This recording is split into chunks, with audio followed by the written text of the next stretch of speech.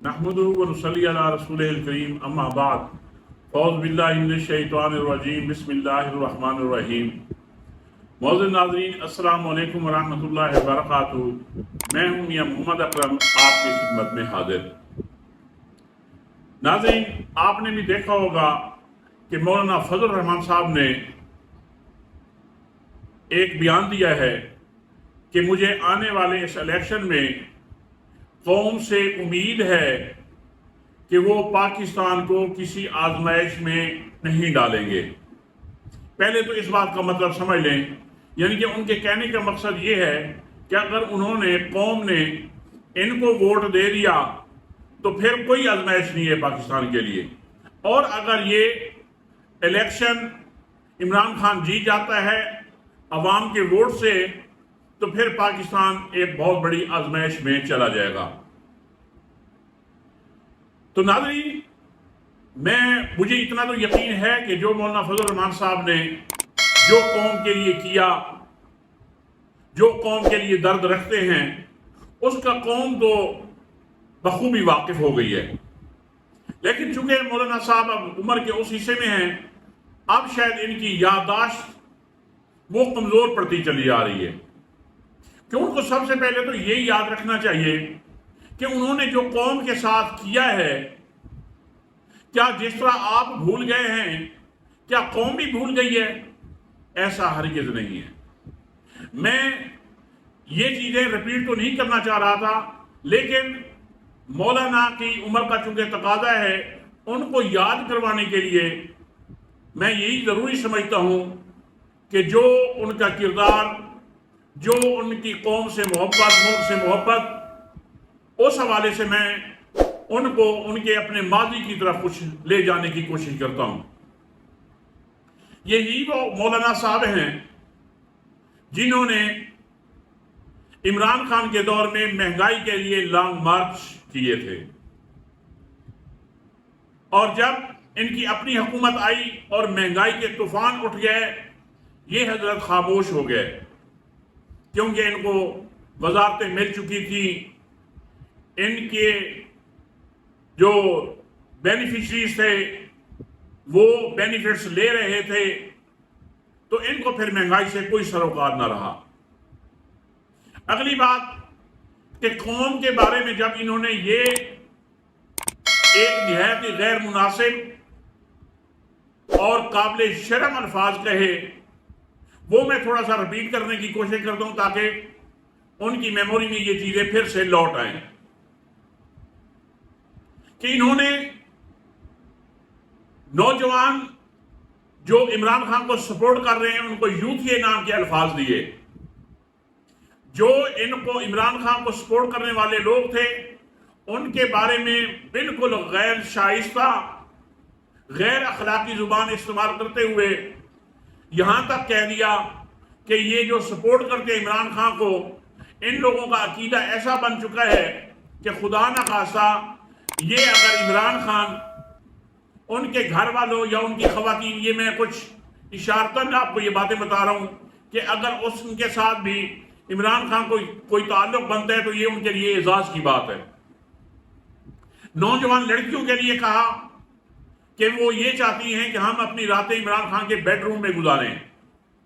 देखें जी, ये उलमा की जुबान है, और इस पे तो मेरे ख्याल में बहुत सारे उलमा, मौलाना तारिक भी साहब भी मैदान में आ गए कि मौलाना निहायत ही इतने बड़े इज्तिमा में गैर मौजू, गैर अखलाकी, काबिल शर्म गुफ्तगू की है, जिससे मेरे ख्याल में उलमाए हक के एहतराम को भी ठेस पहुंची है।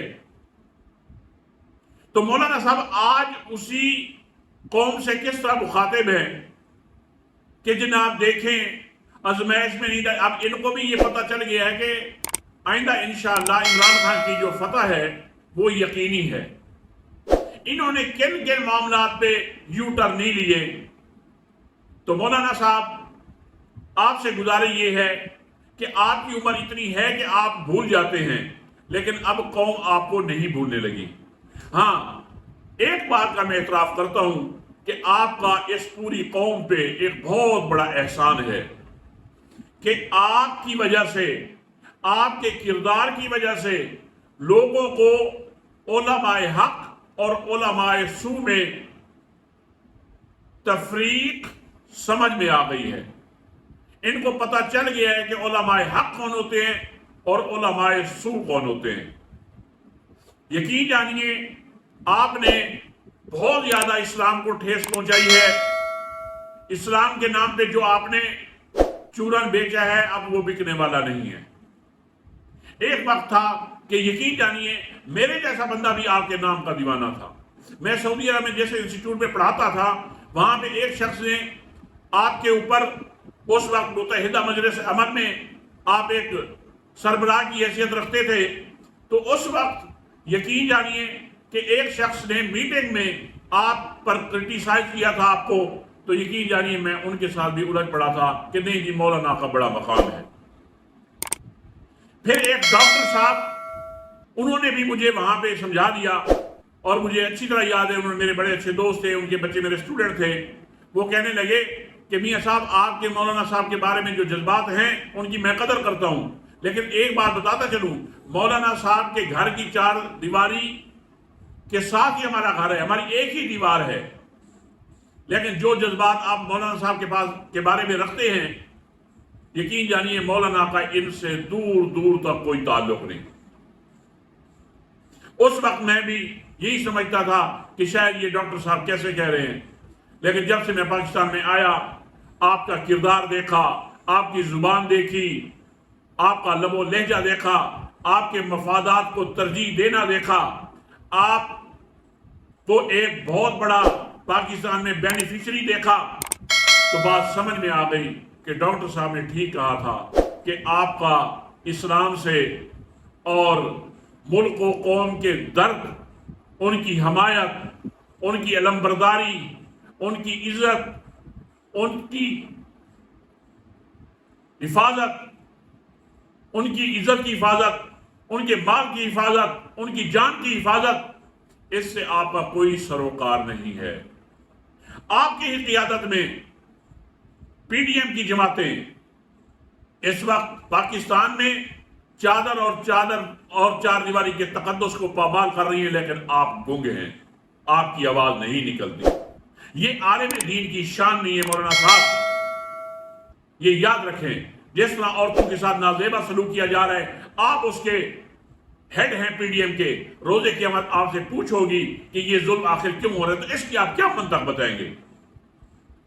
تو مولانا صاحب بس کرے خدا کے لیے، اب قوم سے میرے خیال میں وہ امیدیں نہ رکھیں جو کبھی قوم کو آپ سے امیدیں ہوا کرتی تھی۔ تو جب میں نے آپ کا یہ بیان سنا تو دل یہی چاہا کہ آج میں ضرور مولانا صاحب کی خدمت اقدس میں آئینہ پیش کروں گا۔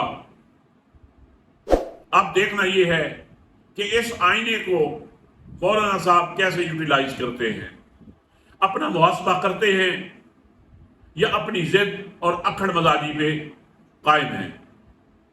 اسی کے ساتھ ہی اجازت چاہتا ہوں۔ السلام علیکم ورحمۃ اللہ وبرکاتہ۔